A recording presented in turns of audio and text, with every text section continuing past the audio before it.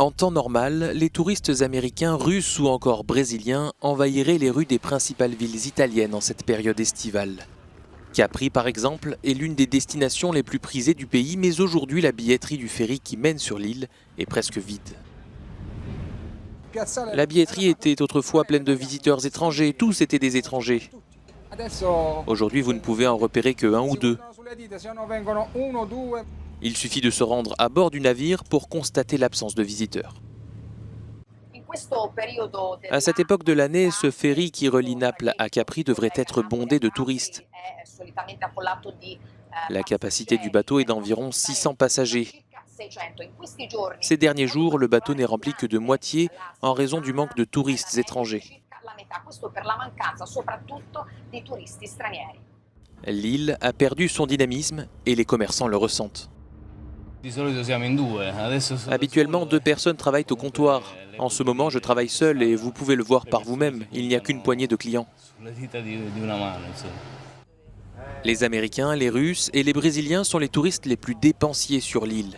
Restauration, hôtels, boutiques de luxe, leur pouvoir d'achat manque cruellement à cause du coronavirus. L'impact sur l'économie locale s'élève à 70% des recettes globales. Il s'agit d'une clientèle que vous ne pouvez pas remplacer facilement. Maintenant, nous avons principalement une clientèle italienne et quelques autres Européens. Les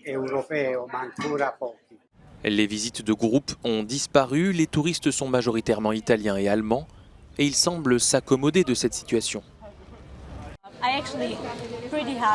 Je suis assez contente car il y a moins de monde. C'est mieux pour profiter, mais je suis aussi désolée pour les commerçants. C'est sûr que c'est beaucoup mieux comme ça. Vous pouvez mieux profiter de la faune et des longues promenades dans la nature et c'est plus facile de réserver un restaurant. Mais quel avenir pour le tourisme en Italie ? Nous avons posé la question au président de l'organisation nationale représentant les hôtels italiens. Il semble que le virus ait frappé les pays les plus riches. Ce sont les plus importants pour nous. Je suis très optimiste. Je pense qu'une fois le bon vaccin trouvé, nous serons de retour à la normale.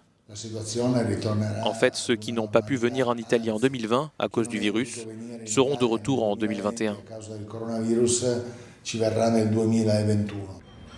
En attendant le vaccin, la Dolce Vita italienne est au point mort.